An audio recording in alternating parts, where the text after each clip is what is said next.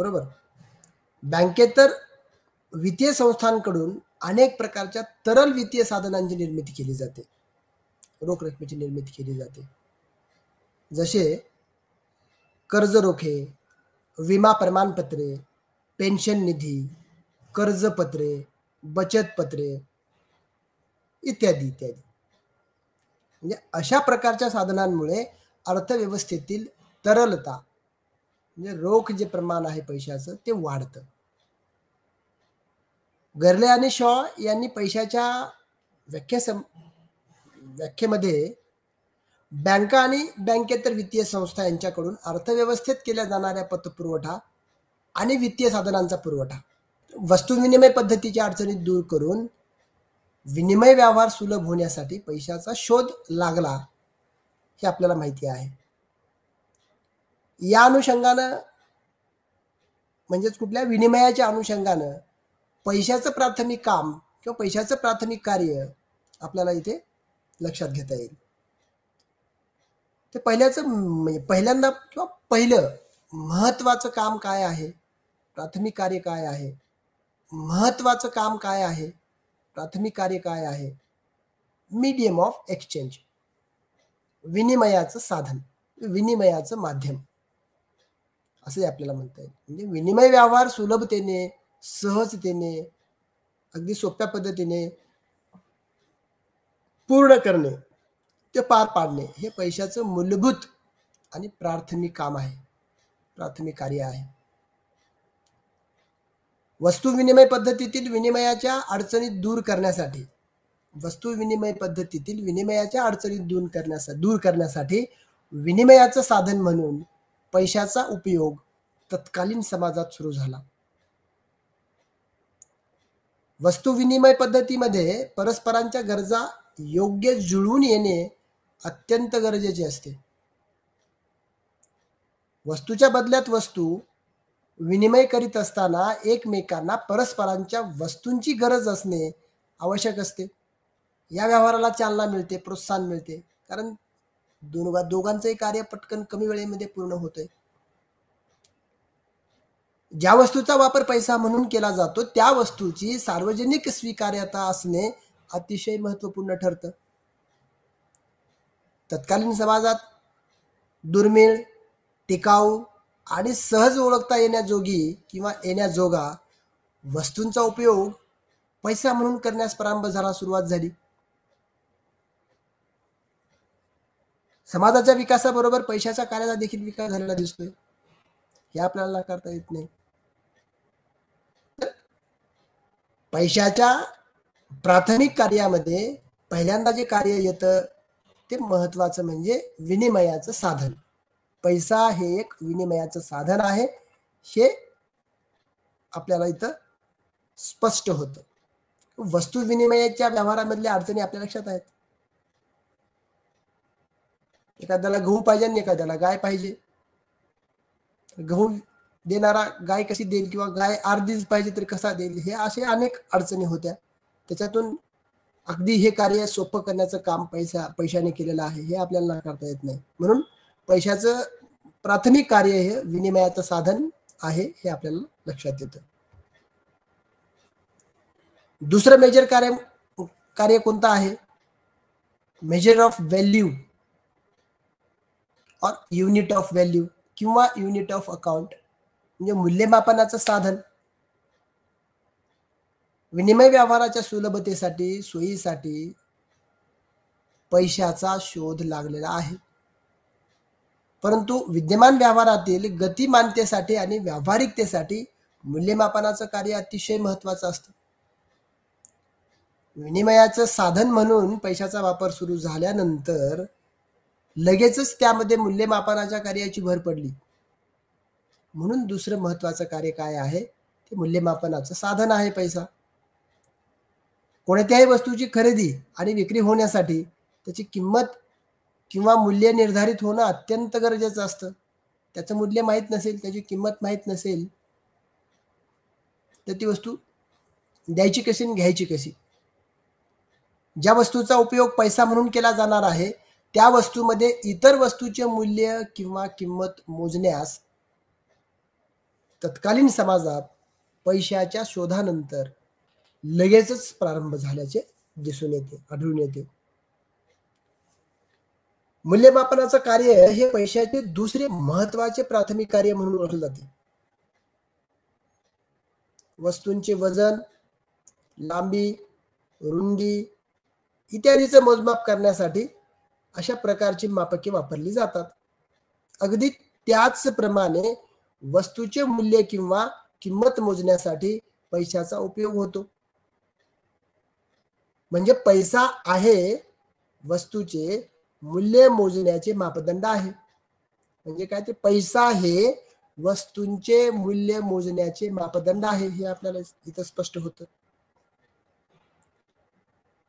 मूल्यमापनाच्या कार्यामुळे वेगवेगळ्या प्रकारच्या वस्तूंचा विनिमय इतर कोणत्याही वस्तूच्या प्रकारांमध्ये करता येणे सहज शक्य होते. केवळ वस्तूंचे मूल्यमापन करणे एवढेच मर्यादित पैशाचे काम नाही, तर उत्पादनाचा खर्च, मालमत्तेच्या किमती, श्रमाच्या किमती, व्याज दर, नफा, महसूल, बरोबर, उत्पादनाचा खर्च, मालमत्तेच्या किमती, श्रमाच्या किमती, व्याज दर, नफा, महसूल या इत्यादी बाबतीत या इत्यादीचं मोजण्याचं काम, ह्या इत्यादी घटकांचं मोजमाप करण्याचं काम पैशाकडून केलं जातं, हे देखील आपल्या लक्षात येतं. म्हणून पैशाचं मूलभूत किंवा प्राथमिक दुसरं महत्वपूर्ण कार्य जे काय आहे ते म्हणजे मूल्यमापनाचं साधन आहे. पैसा हे एक मूल्यमापनाचं साधन आहे आणि ते मूल्यमापनाचं साधन म्हणून कार्य पार पाडतं. प्रत्येक वस्तूचं मूल्य निर्धारित पैशामुळे होतं. प्रत्येक वस्तूची किंमत ही पैशामुळे निर्धारित होते, हे आपल्याला इथं लक्षात घ्यावं लागतं. ते लक्षात येतं.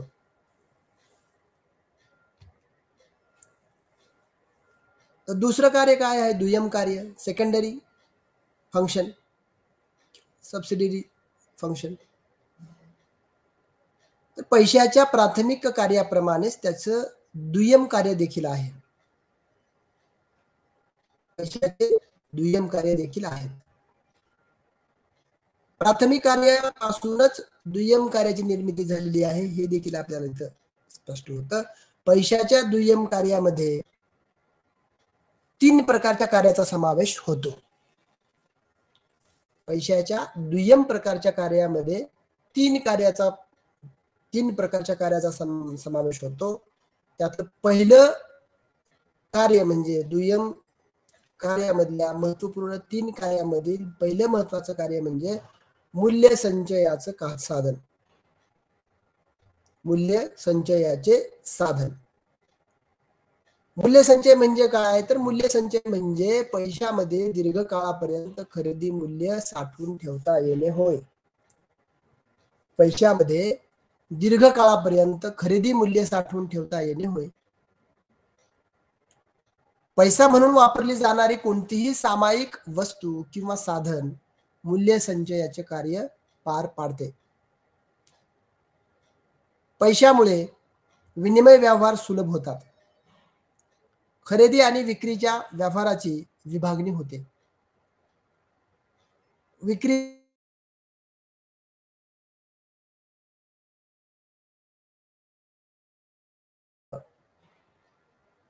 सांभाळून ठेवावे लागते, त्याला मूल्य संचय असे म्हणतात. विक्रीचा व्यवहार पूर्ण झाल्यानंतर खरेदीचा व्यवहार पूर्ण होईपर्यंत व्यक्तीला त्याच्याकडे असलेल्या वस्तूची विक्री मूल्य सांभाळून ठेवावे लागते, त्याला मूल्य संचय असं म्हटलं जातं. मूल्य संचयाचा कालावधी कितीही असू शकतो. जुन्या काळात धातू आणि कागदी चलन पैसा, म्हणजे आधुनिक काळात, अलीकडच्या काळात धातू आणि कागदी चलन पैसा म्हणून वापरला जाते, त्याला आपण कॉइन म्हणतो आणि चलनी नोटा म्हणतो. व्यक्तीला मिळणाऱ्या उत्पन्नातून उपभोग खर्चाची पूर्तता झाल्यानंतर उरलेला हिस्सा बचत म्हणून बँकेत ठेवता येतो. आता हे बचतीचा प्रकार काय आहे, तो संचयाचा प्रकार आहे. याबरोबरच व्यक्तीला स्वतःकडे देखील चलनाच्या स्वरूपात पैसा ठेवता येतो.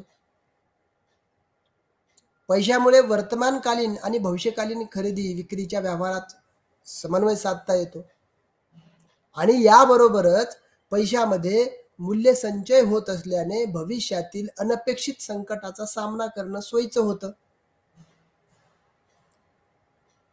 पैशाचा उपयोग मूल्य संचय करण्यासाठी होतो, याचाच अर्थ पैसा हेच संपत्ती म्हणून काम करते. या संपत्तीचा उपयोग अनेक उद्दिष्टपूर्तीसाठी, अनेक उद्दिष्टांसाठी ती उद्दिष्ट पूर्ण करण्यासाठी करता येऊ शकतो. पैशाच्या या कार्याला त्यामुळे ह्या पैशाच्या कार्याला संपत्तीचे कार्य देखील म्हटलं जातं, मूल्य संचयाच्या कार्याला.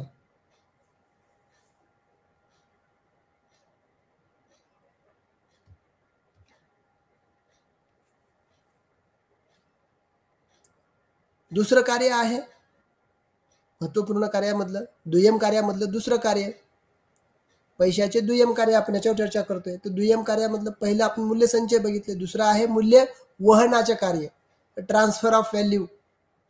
मूल्यवहन म्हणजे काय? तर मूल्यवहन म्हणजे खरेदी शक्तीचे एका व्यक्तीकडून दुसऱ्या व्यक्तीकडे किंवा एका ठिकाणावरून दुसऱ्या ठिकाणाकडे स्थानांतरण करणे होय. पैशामुळे मूल्यवहनाचे अमर्यादित व्यवहार सुलभ होतात. वस्तूंचे एका ठिकाणी म्हणजे वस्तूंची एका ठिकाणी विक्री करून दुसऱ्या ठिकाणी खरेदी करणं शक्य होतं. याबरोबरच एका व्यक्तीकडे असलेल्या खरेदी शक्तीचे हस्तांतरण दुसऱ्या व्यक्तीकडे करणं पैशामुळे शक्य होतं. सरकार कर रूपाने, कराच्या स्वरूपात लोकांकडून खरेदी शक्तीचे हस्तांतरण स्वतःकडे करून घेते. वेगवेगळ्या वस्तूवर वेगळ्या प्रकारचा टॅक्स आकारला जातो आणि त्या टॅक्सच्या माध्यमातून जी जमा होणारी रक्कम आहे ती सरकारकडे, ते काय प्रकार आहे? तो म्हणजे मूल्यवहनाचाच प्रकार आहे. आणि याबरोबरच अनुदानाच्या माध्यमातून सरकारकडून खरेदी शक्तीचे हस्तांतरण सामान्य लोकांकडे होते. देशात विविध ठिकाणी होणारे खरेदी विक्रीचे व्यवहार पैशामुळे शक्य होतात. एखादा व्यक्ती पुण्यामध्ये वस्तूची खरेदी करून दिल्लीमध्ये विक्री करू शकतो. एखादा व्यक्ती दिल्लीमध्ये खरेदी करून पुण्यात विक्री करू शकतो. कागदी चलनामुळे मूल्यवहनाचं कार्य अधिक सुलभ आणि वेगवान होतं. वस्तू पैसा आणि धातू पैसा मूल्यवहनाच्या कार्यासाठी सापेक्षता मर्यादित भूमिका पार पाडतात. तर अशा पद्धतीने इथे आपल्याला दोन महत्वपूर्ण कार्याविषयी आपण चर्चा केलेली आहे पैशाच्या. दुय्यम कार्यामधलं मूल्य संचयाचं पहिलं काम आणि मूल्य वहनाचं दुसरं काम हे पैशाचं आहे. आणि तिसरं मेजर काम काय आहे दुय्यम कार्यामधलं? तर विलंबित देण्याचे कार्य, स्टँडर्ड ऑफ डिफर्ड पेमेंट. म्हणजे काय? तर विलंबित देणी देण्याचं कार्य म्हणजे काय? तर विलंबित देणी देण्याचं कार्य म्हणजे वर्तमानकालीन व्यवहाराची पूर्तता. आज झालेला व्यवहार तो पुढच्या 6 महिन्यांनी पूर्ण करणे. बरोबर. वर्तमानकालीन व्यवहाराची पूर्तता भविष्य काळात करणे होय. म्हणजे आज झालेली खरेदी ती 6 महिन्यानंतर तिची विक्री करता येईल अशा प्रकारचा. जसे वर्तमानकालीन कर्जाची परतफेड भविष्य काळात केली जाते. आज घेतलेले पैसे पुढच्या 6 महिन्यामध्ये, वर्षभरानंतर ते परत देऊ केले जातात. वस्तू विनिमय पद्धतीमध्ये अशा प्रकारचे कार्य शक्य होत नाही.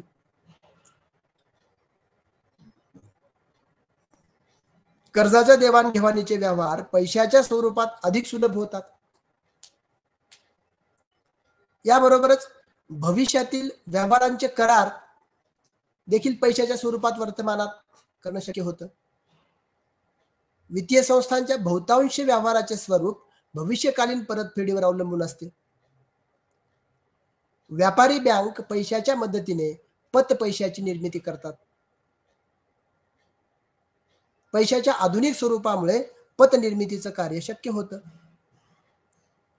पैशाला कायदेशीर आधार आणि सार्वत्रिक स्वीकार्यता असल्यामुळं त्याच्या आधारे विलंबित देणी, थकलेली देणी किंवा देऊ केलेली देणी, भविष्यात देऊ केलेली देणी हे देण्याचं कार्य सहजतेने पूर्ण होतं.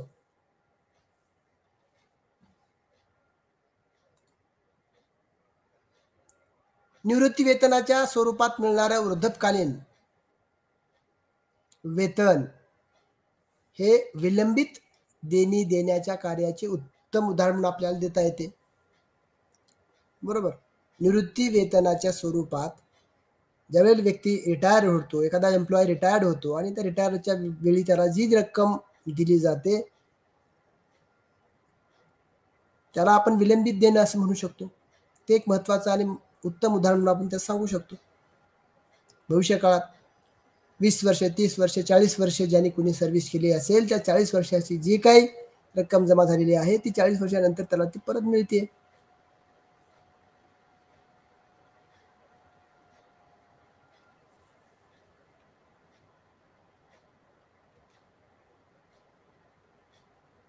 आता प्राथमिक कार्य, दुय्यम कार्य आणि त्याच्यानंतर अनुषंगिक कार्य असे 3 प्रकार पैशाच्या कार्याचे 3 प्रकार पडतात. त्याच्यातले आपण 2 प्रकार आपण अभ्यासलेले आहेत, चर्चिलेले आहेत.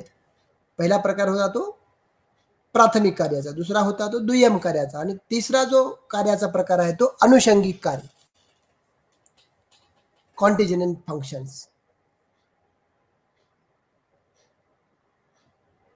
पैशाची प्राथमिक आणि दुय्यम कार्य ही मूलभूत आणि अनिवार्य कार्य आहेत, कंपल्सरी कार्य आहेत. स्थल, काल, परिस्थितीनुसार पैशाच्या इतर कार्यात बदल होतो. अशा प्रकारच्या कार्यांना अनुषंगिक कार्य असं म्हणतात. अनुषंगिक कार्य म्हणजे काय तर स्थलानुसार, काळानुसार, परिस्थितीनुसार पैशाच्या कामामध्ये, कार्यामध्ये बदल होतो. अशा प्रकारच्या कार्यांचा समावेश अनुषंगिक कार्यामध्ये होतो. आता ह्या अनुषंगिक कार्याची चर्चा करताना आपल्याला पहिलं अनुषंगिक कार्य काय आहे पैशाचं, तर राष्ट्रीय उत्पन्नाचं वाटप. उत्पन्नाची समान वाटणी करणं कोणत्याही अर्थव्यवस्थेसाठी अत्यंत अवघड आणि अत्यंत महत्त्वाचं काम असतं. उत्पन्नाचं पुनर्वाटप हा राजकोषीय धोरणाचा उद्देश असतो. पैशाच्या माध्यमातून राष्ट्रीय उत्पन्नाचं पुनर्वाटप करणं शक्य होतं. सरकार कराच्या माध्यमातून श्रीमंत लोकांकडून त्यांच्या संपत्तीतील काही हिस्सा काढून घेते व त्याचा खर्च किंवा त्याचा विनियोग देशातील सामान्य लोकांना विविध सेवा सुविधा उपलब्ध करून देण्यासाठी करते. आता हे आपल्याला माहिती आहे. सरकार कुठल्या माध्यमातून पैसा काढून घेतं? कराच्या माध्यमातून. ते विविध प्रकारचे कर आहेत, विविध प्रकारचे टॅक्स आहेत. त्यामुळे उत्पन्नाचं वाटप समान प्रमाणामध्ये होण्यात मदत होते. जे श्रीमंत लोक आहेत त्यांना अधिक टॅक्स लावला जातो. जीएसटीचा प्रकार तुम्हाला आता अलीकडचा माहिती आहे. तो 5% 35%, 40% पर्यंत तो टॅक्स आहे. जसं जसं तुमचं इन्कम वाढत जाईल, जसं जसं तुमच्याकडची संपत्ती वाढत जाईल त्यानुसार तो टॅक्स लागतो. तुमचं जीवन जसं जसं चैनी विलासी अयाशीचं जीवन होत जातं तसं त्याच्यावर त्या वस्तूच्या संदर्भात तो टॅक्स लावला जातो. प्राथमिक वस्तूवरती टॅक्स लावला जात नाही. याचा अर्थ काय, तर राष्ट्रीय उत्पन्नाची समान वाटणी किंवा राष्ट्रीय उत्पन्नाचं समान वितरण करण्याच्या कार्यामध्ये पैशाचं अनुषंगिक कार्य हे एक महत्त्वपूर्ण कार्य म्हणून समजलं जातं. हे आधुनिक, त्यामुळे आधुनिक पैशाच्या लवचिकतेमुळे व गतिमानतेमुळे अशा प्रकारचं कार्य सहज आणि सुलभ होतं, हे आपल्याला लक्षात येतं. पतनिर्मितीचा पाया, दुसरं कार्य. व्यापारी बँक लोकांच्या ठेवीतून पतपैशाची निर्मिती करत असतात. व्यापारी बँका काय करतात? लोकांच्या ठेवीतूनच पतपैशाची निर्मिती करतात. प्राथमिक ठेवीचं प्रमाण हा पतपैशाच्या निर्मितीचा मुख्य वाया असतो. ठेवीचं प्रमाण जेवढं अधिक असेल, एवढ्या मोठ्या प्रमाणात व्यापारी बँका पतनिर्मिती करतात. देशातील बँकिंग व्यवसायाचा विकास, उच्च शक्ती पैशाचं प्रमाण, लोकांच्या बँकाच्या सवयी, मध्यवर्ती बँकेचे धोरण, समाशोधन गृहाची सोय आणि वित्तीय साधनांची उपलब्धता यावर व्यापारी बँकांच्या पतनिर्मितीचं प्रमाण अवलंबून असतं. आणि या सर्व घटकांचा मूलभूत आधार पैसा आहे. लोकांकडे आणि अर्थव्यवस्थेत पैशाचं प्रमाण जेवढं अधिक असेल तेवढ्या मोठ्या प्रमाणात व्यापारी बँका पैशाची निर्मिती करू शकतात. तिसरं कार्य आहे सीमांत उपयोगितेचे सामान्यीकरण करण्यासाठी. हे पैशाची सीमांत उपयोगिता हे सीमांत उपयोगिता सिद्धांताचे मुख्य गृहीत आहे. सीमांत उपयोगिता ही स्थिर असते. पैशाची सीमांत उपयोगिता स्थिर असते. याचा अर्थ काय? तर पैशाची संख्या कमी किंवा जास्त झाली तरी त्याच्या सीमांत उपयोगितेमध्ये किंवा सीमांत उपयोगितेवर कोणताही फरक पडत नाही. व्यक्ती त्याच्याकडे असलेल्या पैशाच्या मदतीने बाजारातील वस्तू व सेवांची खरेदी त्या बिंदूपर्यंत करतो ज्या बिंदूवर पैशाची आणि वस्तूची सीमांत उपयोगिता समान असते. म्हणजेच काय? तर पैशाची उपयोगिता आणि वस्तूची उपयोगिता समान होईपर्यंत उपभोक्ता खरेदीचे व्यवहार करत राहतो. त्याचबरोबर उपभोक्त्याकडे असलेल्या पैशाचे अशा पद्धतीने वितरण करतो की त्याला पैशाच्या प्रत्येक नगापासून किंवा प्रत्येक रुपयापासून मिळणारी उपयोगिता समान राहील किंवा समान असेल. थोडक्यात उपभोक्त्याला त्याच्या खरेदीचे निर्णय आणि त्याची उपयोगिता याची तुलना करण्याची सोय पैशामुळे उपलब्ध होते हे आपल्या लक्षात येतं. ते इथं स्पष्ट होतं. कोणताही उपभोक्ता असेल त्याला त्याच्या खरेदीचा निर्णय आणि त्यापासून त्याला मिळणारी उपयोगिता किंवा त्यापासून त्याला मिळणारं समाधान याची तुलना करण्याची सोय किंवा याची तुलना करण्याचं जे काही माध्यम असेल तो पैसा आहे. म्हणून या पैशामुळेच हे शक्य होतं. पण अनुषंगिक कार्यामध्ये राष्ट्रीय उत्पन्नाचे वाटप, पतनिर्मितीचा पाया, सीमांत उपयोगितेचं समानीकरण या 3 कार्याचा समावेश होतो. त्याचबरोबर मालमत्तेला तरलतेचे स्वरूप देण्यासाठी लोकांकडे असलेल्या मालमत्तेची विक्री खरेदी करण्यासाठी पैशाची गरज असते. कारण पैसा हे एक विनिमय व्यवहार सुलभ करण्याचं काम करतो. त्याचबरोबर लोकांना त्यांच्याकडे संपत्तीचं इतर संपत्तीत रूपांतर करण्यासाठी किंवा पैशात रूपांतर करण्यासाठी चलनाची मदत होते, या पैशाची मदत होते. त्यामुळे लोकांना त्यांच्या संपत्तीला तरल स्वरूप देण्यासाठी पैसा मदत करतो. 5वं कार्य संसाधनांचा योग्य उपयोग. पैशामुळे देशातील साधन संपत्तीचा योग्य उपयोग होतो. देशातील लोकांकडे संपत्ती पडून राहते किंवा त्याचा अपूर्ण उपयोग होतो. त्यामुळे देशातील संसाधनांचा नाश होतो किंवा ती वाया जातात. पैशाच्या मदतीने देशातील साधन संपत्तीला तरल रूप मिळते आणि त्या संपत्तीच्या मालकांना त्यापासून पैशाच्या स्वरूपात उत्पन्न मिळते. त्यामुळे लोक त्यांच्याकडील संपत्तीचा उपयोग करण्याचा प्रयत्न करत असतात आणि हे पैशाच्या मदतीने शक्य होतं. 6वं कार्य आहे पर्यायांचा वाहक. ज्याच्याकडे पैसा आहे त्याला विविध पर्याय उपलब्ध होतात. पैशाच्या स्वरूपात व्यक्तीकडे असलेल्या खरेदी शक्तीच्या साहाय्यानं तो विविध वस्तू व सेवांची खरेदी करू शकतो. उपभोक्ता त्यांची गरज, प्राधान्यक्रम या बाबी लक्षात घेऊन खरेदीच्या निर्णयात वेळोवेळी बदल करू शकतो. म्हणजेच उपभोक्त्याला पैशाच्या साहाय्यानं विविध पर्याय उपलब्ध होतात. पर्यायांचा वाहक याचा अर्थ व्यक्तीला म्हणजेच उपभोक्त्याला पैशाच्या मदतीनं, पैशाच्या साहाय्यानं विविध पर्याय उपलब्ध होतात. तसेच उत्पादकांना देखील पैशाच्या साहाय्यानं खरेदी विक्रीचे निर्णय घेण्यासाठी विविध पर्याय उपलब्ध होतात. म्हणजेच काय? तर पैसा हा एक विविध पर्यायांचा वाहक असतो. ते वाहक म्हणून कार्य पार पाडतो. आता पैशाचे इतर कार्यामध्ये पैशामुळे देशातील साधन संपत्तीच्या उत्पादकतेत वाढ होते. देशातील लोकांना चालना मिळते. देशातील व्यावसायिक पैशाच्या मदतीने त्यांच्या व्यवसायाचा विकास करतात. एकंदरीत अर्थव्यवस्थेच्या विकासाची गती पैशाच्या मदतीने वाढते.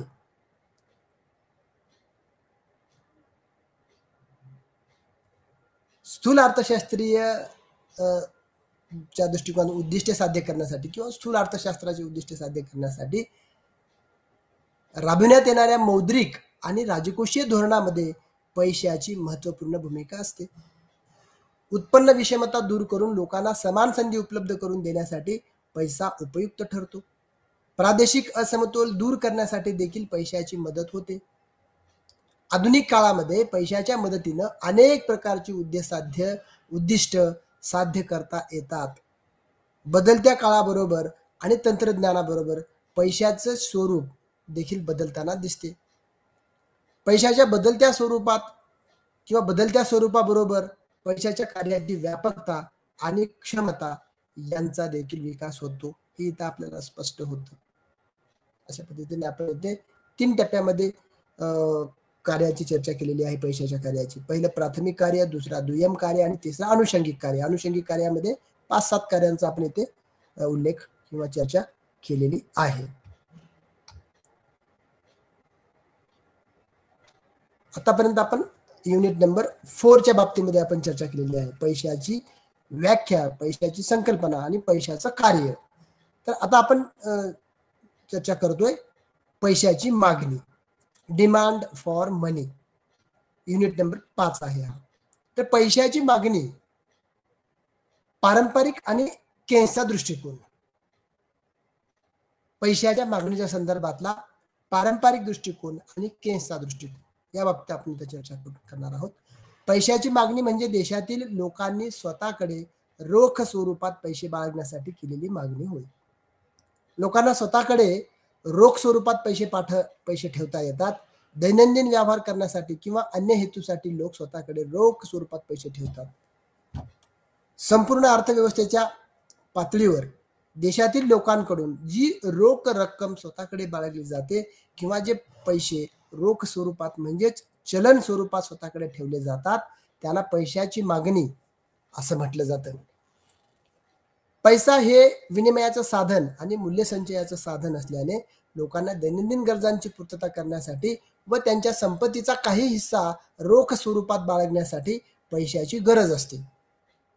विनिमय व्यवहार आणि मूल्यसंचय या 2 प्रमुख घटकांशिवाय पैशाच्या मागणीवर अन्य कोणत्या घटकांचा, इतर कोणत्या घटकांचा परिणाम होतो याचा अभ्यास मात्र ह्या स्थूल अर्थशास्त्रामध्ये होतो. देशातील लोकांच्या पैशाच्या मागणीवर त्यांच्या उत्पन्नाचा परिणाम होतो. म्हणजे देशातील लोक त्यांच्या उत्पन्नाच्या प्रमाणात पैशाची मागणी करतात आणि तसेच त्यांच्याकडे असलेल्या संपत्तीला रोखता किंवा तरलता प्राप्त करून देण्यासाठी पैशाची मागणी करतात. लोकांचे उत्पन्न ज्या प्रमाणात बदलते त्या प्रमाणात पैशाच्या मागणीत बदल होतो. लोकांना मिळणाऱ्या उत्पन्नातून त्यांच्या दैनंदिन गरजांची पूर्तता करण्यासाठी लोकांना रोख रकमेची गरज असते. त्यामुळे उत्पन्नातील बदलाचा पैशाच्या मागणीवर परिणाम होतो. लोक त्यांच्याकडील उत्पन्नाचा विनियोग, उपभोग खर्च आणि बचत यासाठी करतात. बचत म्हणजे एक प्रकारची संपत्ती होय आणि या संपत्तीचा उपयोग लोक अधिक उत्पन्न मिळवण्यासाठी, अधिक उत्पन्न निर्मिती करण्यासाठी करतात. देशातील वित्तीय साधने व इतर स्थावर साधने यामध्ये गुंतवणूक करून लोकांना उत्पन्न मिळतं. लोकांकडून केली जाणारी पैशाची मागणी गुंतवणुकीतून मिळणाऱ्या उत्पन्नावर देखील अवलंबून असते. गुंतवणुकीवरील परताव्याचे प्रमाण अधिक असेल तर लोक रोख रकमेची मागणी कमी प्रमाणात करतात. म्हणजेच रोख रकमेचा उपयोग लोकांच्या संपत्तीचा पर्याय म्हणून केला जातो.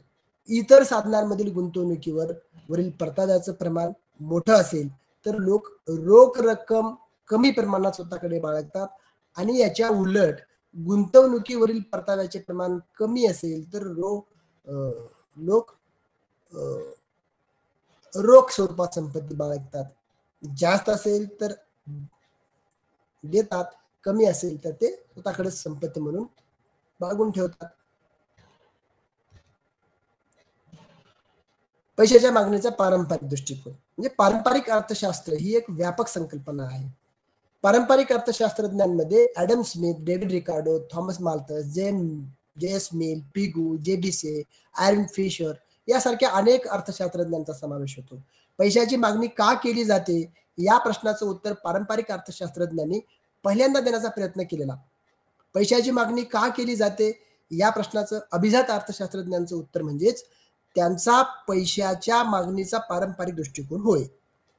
फिशर यांनी पैशाच्या पुरवठा आणि मूल्यासंबंधीचा चलन संख्यामान सिद्धांताची मांडणी केली. त्याचबरोबर मार्शल, पिगू, रॉबर्टसन पैशाच्या मागणी संबंधीचा केम्ब्रिज दृष्टिकोन मांडला. फिशर आणि केम्ब्रिज अर्थशास्त्रज्ञांचा पैशाच्या मागणीचा दृष्टिकोन म्हणजेच पारंपरिक दृष्टिकोन होय. फिशर यांच्या मते नेमकं काय, तर फिशर यांच्या मते पैशाची मागणी ही दैनंदिन व्यवहाराची पूर्तता करण्यासाठी केली जाते. पैसा हे केवळ विनिमयाचं साधन असल्याने लोकांकडून वस्तू आणि सेवांची खरेदी करण्यासाठी पैशाची मागणी केली जाते. पैशाच्या मागणीचा दृष्टिकोन स्पष्ट करण्यासाठी विनिमय सूत्राची मांडणी केली. त्यांनी काय सूत्र मांडलं, तर MV = PT. तर M म्हणजे मध्यवर्ती बँकेकडून केला जाणारा पैशाचा पुरवठा आणि V म्हणजे पैशाची गतिशीलता, तसेच P म्हणजे किंमत आणि T म्हणजे देशातील वस्तू आणि सेवा यांचं प्रमाण, असं त्या सूत्रामध्ये त्यांनी स्पष्ट केलं.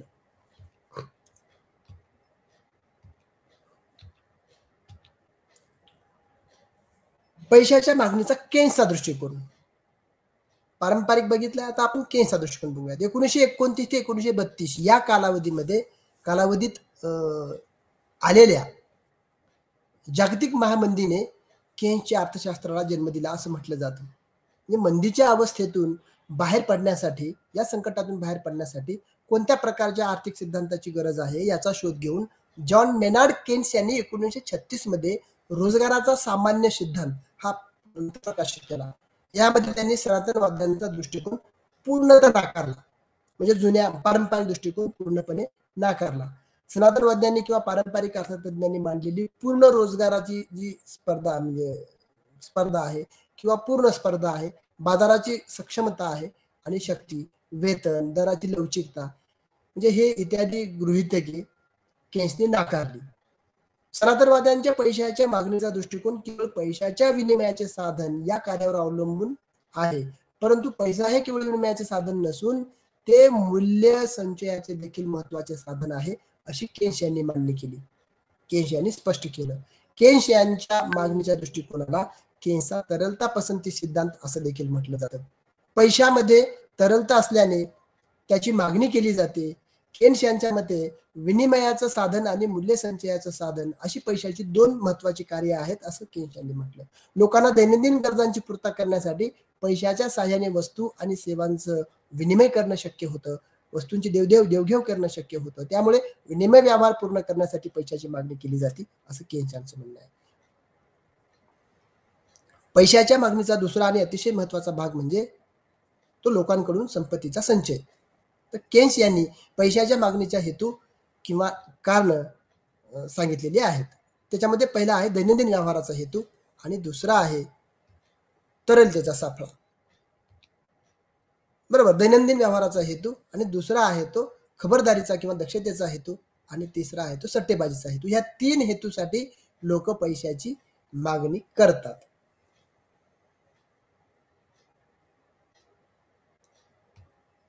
आणि त्यासाठी त्यांनी एक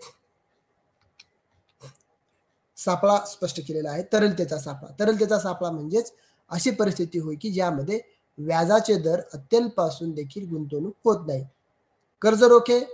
कर्जरोख्यांवरील व्याजाचे दर अत्यंत कमी असून लोकांना भविष्यात त्यात वाढ होण्याची अपेक्षा असते. त्यामुळे लोक गुंतवणुकीऐवजी स्वतःकडे रोख स्वरूपात पैसे बाळगलेले पसंत करतात. त्यामुळे मुद्रित धोरणाच्या माध्यमातून व्याजाचे दर अत्यंत कमी करण्यात आले तरी गुंतवणूक होत नाही. या परिस्थितीला तरलतेचा सापळा असं केन्स यांनी म्हटलेलं आहे. जेव्हा मौद्रिक धोरण निष्क्रिय असते किंवा त्याचा परिणाम होत नाही तेव्हा सरकारनं राजकोषीय धोरणाच्या माध्यमातून अर्थव्यवस्थेत हस्तक्षेप करावा अशी केन्स यांनी मांडणी केली. तरलतेचा सापळा ही केन्सची अर्थशास्त्राला दिलेली महत्वपूर्ण देणगी आहे असं आपल्याला म्हणायला इथे हरकत नाही. सनातनवाद्यांच्या पैशाच्या मागणीच्या सिद्धांताच्या तुलनेत केन्सचा सिद्धांत अधिक व्यापक आणि व्यावहारिक आहे असंही आपल्याला स्पष्ट होतं. सनातनवाद्यांनी पैशाच्या मूल्यसंचय या भूमीकडे पूर्णतः दुर्लक्ष केलं होतं, परंतु केन्स यांनी पैशाच्या मागणीमध्ये मूल्यसंचय या पैशाच्या कार्याच्या भूमिकेचं अतिशय महत्वाचं असतं हे अशी त्यांनी मांडणी केली. त्यामुळे केन्सचा दृष्टिकोन अधिक व्यापक आणि व्यावहारिक समजला जातो. अशा पद्धतीने मित्रांनो इथे आपला आजचा भाग इथे संपतो. थांबूयात. धन्यवाद.